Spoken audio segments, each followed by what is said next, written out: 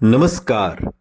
आप सुन रहे हैं द बॉलीवुड रेडियो और मैं हूं आपके साथ आकाश। दोस्तों, आज के इस पॉडकास्ट में किस्सा राजेश खन्ना की निजी जिंदगी का। निजी जिंदगी हो या फिर करियर, राजेश खन्ना बहुत पॉजिटिव थे। वो चाहते थे कि जिन निर्माता निर्देशकों के साथ उन्होंने हिट फिल्में दी हैं वो लोग सिर्फ उन्हीं के साथ काम करें।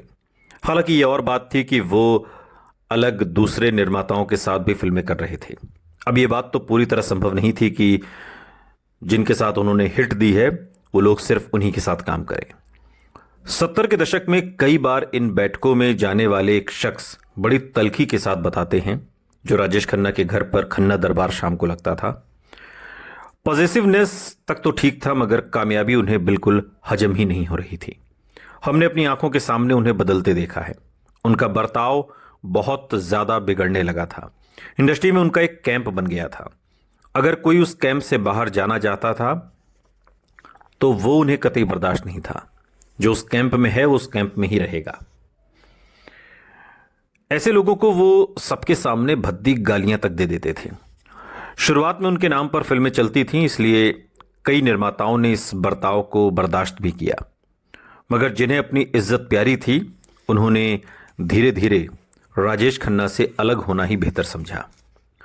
और इस बर्ताव पर रोशनी डालते हुए सलीम खान एक इंटरव्यू में कहते हैं, एक एक्टर इतना पॉजिटिव हो जाता है कि वो अलग अलग बैनर की चाहे 10 पिक्चरें करे, लेकिन आपको इजाजत नहीं कि आप उसके अलावा किसी और के साथ काम करें। उसके साथ बैठने वाले लोग उसे भड़का देते थे। हमने राजेश खन्ना से कहा कि आप तो कर रहे हैं अलग अलग प्रोड्यूसर्स की 10 पिक्चरें और हमसे ये उम्मीद रखते हो कि हम आपके साथ ही काम करें। अब ये भला कैसे मुमकिन है? तो इतनी उनमें समझ नहीं थी, ये हमें लगता है। इतनी मैच्योरिटी नहीं थी कि वो समझें कि मेरे साथ भी काम करेंगे और दूसरों के साथ भी करेंगे।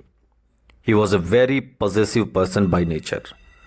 सलीम खान एक इंटरव्यू में बात के दिनों में कहते हैं, चमचों से घिरे राजेश खन्ना की तारीफ से अब उनको तारीफ से ही प्यार हो गया था और आलोचना अब उनके बर्दाश्त के बाहर थी। उनके साथ काम कर चुकी एक एक्ट्रेस बताती हैं कि वो गलत लोगों पर विश्वास करते थे और अगर आपकी कोई बात उन्हें बुरी लगती तो वो बदला लेने पर उतारू हो जाते थे। इस विषय पर रोशनी डालते हुए एक वरिष्ठ फिल्म पत्रकार रऊफ अहमद बात के दिनों में एक इंटरव्यू में राजेश खन्ना पर रोशनी डालते हुए कहते हैं, फिल्म इंडस्ट्री में ऐसे बहुत से स्टार्स हुए हैं जिनका बर्ताव एक कामयाब शुक्रवार के बाद बदतर हो जाता था। राजेश खन्ना इसकी शानदार मिसाल हैं। इस बात को समझाने के लिए सलीम खान कहते हैं कि हॉलीवुड के एक मशहूर फिल्मकार ने कहा था कि नाकामी उतने लोगों को कभी बर्बाद नहीं करेगी जितना कामयाबी ने लोगों को तबाह किया है। नाकामी में हम पीछे मुड़कर देखते हैं कि गलती कहां हुई और फिर उसका विश्लेषण करते हैं, लेकिन कामयाबी में हम कुछ नहीं सोचते क्योंकि हमने जो कुछ किया वो सबको पसंद आया, यानी हम सब कुछ सही कर रहे हैं। मैं आपको अपने करियर से एक मिसाल दूंगा। मेरी और जावेद अख्तर की फिल्म ईमान धर्म बुरी तरह फ्लॉप हुई। मैंने उसे 11 बार देखा और यह समझने के लिए कि स्क्रिप्ट में कहां गलती हुई, लेकिन शोले मैंने सिर्फ एक बार देखी। कामयाबी एक बार फिर किसी को बर्बाद करने को तैयार थी और वो नाम राजेश खन्ना थे। स्क्रीन पर राजेश खन्ना को देखकर उनसे प्यार कर बैठना उस समय शायद स्वाभाविक और आसान था। यह अलग बात थी कि असली जिंदगी में उनके करीबी लोगों के लिए ऐसा करना अब दिन ब दिन मुश्किल होता जा रहा था। और जैसे जैसे राजेश खन्ना के व्यक्तित्व पर सुपरस्टारडम हावी होता जा रहा था, पुराना जतिन अंजू से दूर होता जा रहा था, बहुत दूर। राजेश खन्ना के करियर की तूफानी रफ्तार के विपरीत अंजू का करियर कोई खास आगे नहीं बढ़ रहा था। करियर के इस मोड़ पर अपने रिश्ते को देने के लिए राजेश खन्ना के पास समय कम था। शायद इस वजह से ही अब रिश्ते में दरार की खबरें उभर कर सामने आने लगी थीं।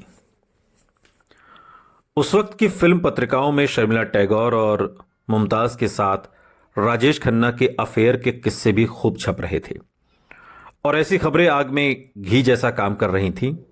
अपने बचाव में राजेश खन्ना ने कहा कि लोग सोचते हैं कि मैं अपनी हर को स्टार के साथ अफेयर करता हूं या अपनी हर खूबसूरत फैन के साथ सोना चाहता हूं। सोता हूं। यह सच नहीं है। अगर जज्बात का मेल ना हो तो जिस्म का मेल नहीं हो सकता। मैं कोई स्टडबुल नहीं हूं। आप या तो स्टडबुल हो सकते हैं या फिर एक अच्छे एक्टर। भगवान ये दोनों विशेषताएं एक आदमी को कभी नहीं देता। एक इंटरव्यू में उस दौर में राजेश खन्ना ने कहा था। राजेश खन्ना के अफेयर की खबरें लगातार आती जा रही थीं। खासतौर पर मुमताज के साथ फिल्मों की शूटिंग के दौरान उनकी नजदीकियों की खबरें। वो तब मुमताज को मुमू कहकर पुकारते थे और दोनों की ऑन स्क्रीन केमिस्ट्री भी इतनी कमाल की थी कि साथ में की हुई उनकी हर फिल्म सुपरहिट थी और फिल्म निर्माता इस जोड़ी को ज्यादा से ज्यादा दोहराना चाहते थे। मुमताज ने खुद अपने एक इंटरव्यू में कहा कि शादी में जैसे सितारे मिलाए जाते हैं, हम दोनों की जोड़ी के सितारे मिलते थे। हमारी ट्यूनिंग कमाल की थी। हम दोनों शूटिंग से पहले जमकर रिहर्सल करते थे क्योंकि गानों के टेप्स पहले ही हमारे घर भिजवा दिए जाते थे। दोनों पड़ोसी थे और आउटडोर शूटिंग के दौरान दोनों की हंसी मजाक और दोस्ती गॉसिप कॉलम्स में चटपटी खबरें बनती थी। उस दौर के बहुत से हीरो मुमताज के साथ काम करने से मना करते थे, लेकिन राजेश खन्ना के साथ उनकी बेहद कामयाब जोड़ी के चलते वो उस दौर की सबसे महंगी एक्ट्रेसेस में से एक थी। अंजू महेंद्रू ने बाद में एक इंटरव्यू में कहा था कि मैं कभी उन अफवाहों पर यकीन नहीं करना चाहती अफेयर की। हालांकि मैंने राजेश खन्ना को बता दिया था कि अगर मैंने किसी दिन उन्हें किसी लड़की के साथ रंगे हाथ पकड़ लिया तो उसी वक्त हमारे रिश्ते का दी एंड हो जाएगा।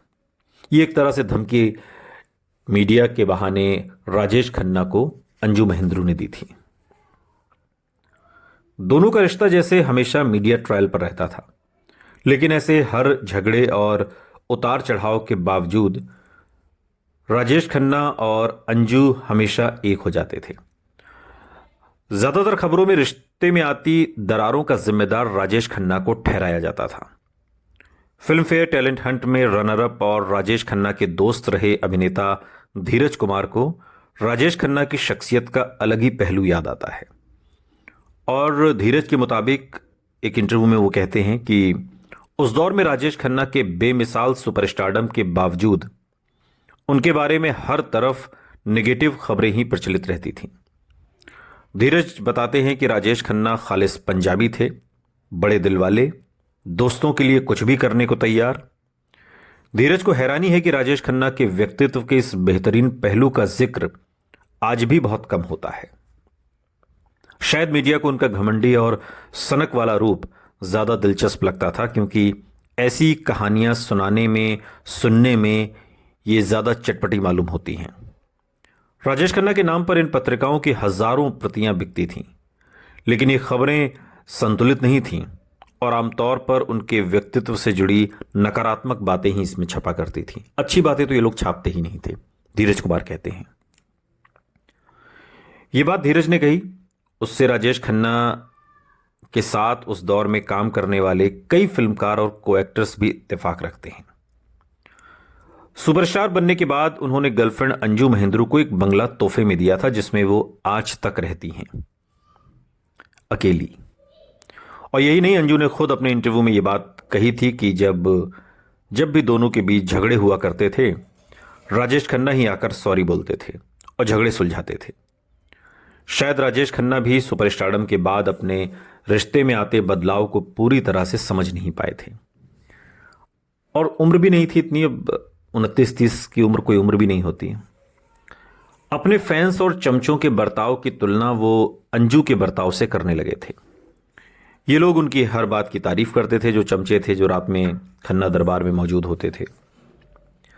राजेश खन्ना जो भी करते, इन लोगों को सब कुछ सही लगता, लेकिन अंजू के साथ उनका रिश्ता बराबरी का रहा था।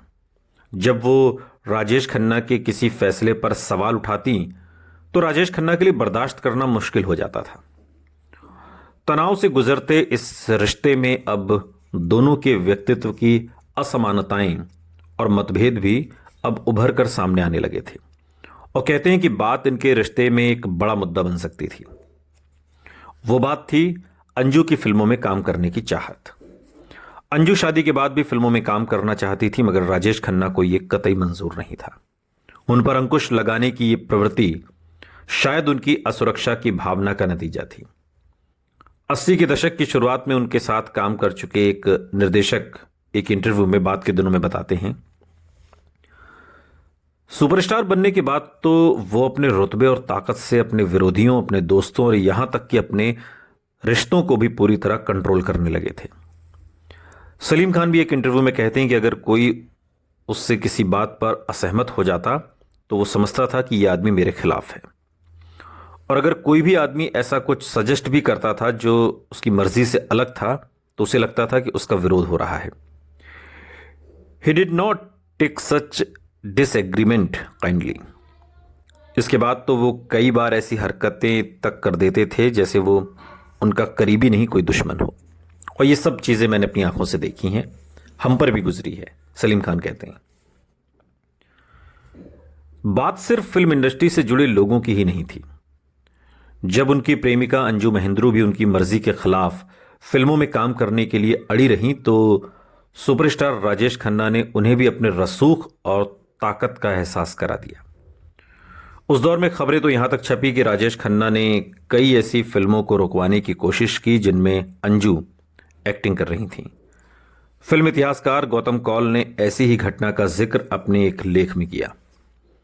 गौतम कौल बताते हैं कि जब वो दिल्ली प्रशासन के एक्साइज डिपार्टमेंट की कमेटी में फिल्म एक्सपर्ट थे तो अंजू महेंद्रू की एक फिल्म उनके पास टैक्स से छूट पाने के लिए भेजी गई। फिल्म पर 1 महीने के लिए कर माफ भी कर दिया गया था, लेकिन वो फिल्म बाद में कहीं रिलीज ही नहीं हुई। गौतम कौल के मुताबिक इसके पीछे राजेश खन्ना का हाथ था। उन्होंने फिल्म इंडस्ट्री में यह खबर फैला दी थी कि जिन फिल्मों में अंजू महेंद्रू अभिनय कर रही हैं उन फिल्मों के राइट्स वो दोगुनी कीमत पर खरीदने को भी तैयार थे। गौतम कौल कहते हैं कि वो चाहते थे कि इन लोगों से वो प्रिंट फिल्मों के पोस्टर, ट्रेलर, यहां तक कि फिल्म के विज्ञापन तक उन्हें या उनके प्रतिनिधि को सौंप दिए जाएं, सारी चीजों को कि वो कीमत भी चुका देते थे। स्टारडस्ट को दिए इंटरव्यू में अंजू महेंद्रू ने खुद भी राजेश खन्ना पर आरोप लगाया था कि उनके करियर को खत्म करने की कोशिश वो कर रहे थे। वो कहती हैं कि उन्होंने मेरी फिल्म, उसकी कहानी के प्रिंट जब्त कर लिए। वो फिल्म आज तक उनके और उनके पार्टनर शक्ति सावंत के पास है। वो चाहते थे कि मैं एक्टिंग छोड़ दूं, इसलिए उन्होंने मुझे एक फिल्म से निकलवा दिया जिसमें मैं संजीव कुमार के साथ काम कर रही थी और 1 हफ्ते की शूटिंग भी कर चुकी थी। इन सब बातों की फिल्म इंडस्ट्री और मीडिया में खूब चर्चा होती रही। राजेश खन्ना ने उसी इंटरव्यू में अंजू के इन आरोपों का जवाब दिया और कहा कि मैंने हमेशा कहा है कि मैं एक घरेलू पत्नी चाहता हूं। वो किस करियर की बात कर रही है जिसका उन्होंने मेरे लिए त्याग कर दिया। फिल्म ज्वेल थीफ जैसे वो छोटे मोटे रोल, ऐसे रोल करके आखिर वो कहां तक पहुंच पाती। अहंकार और जिद की स्याही से लिखा गया ये देश के सबसे बड़े सुपरस्टार की मोहब्बत का अहम अध्याय है जो उनके व्यक्तित्व को एक बिल्कुल अलग अंदाज में बयां करता है। फिल्मों के जरिए लाखों फैंस को प्यार का सबक सिखाने वाली उनकी रोमानी फिल्मी छवि से ये बिल्कुल अलग छवि थी जो उनकी निजी जिंदगी में थी गर्लफ्रेंड अंजू महेंद्रू के लिए। सुनते रहिए द बॉलीवुड रेडियो, सुनता है सारा इंडिया।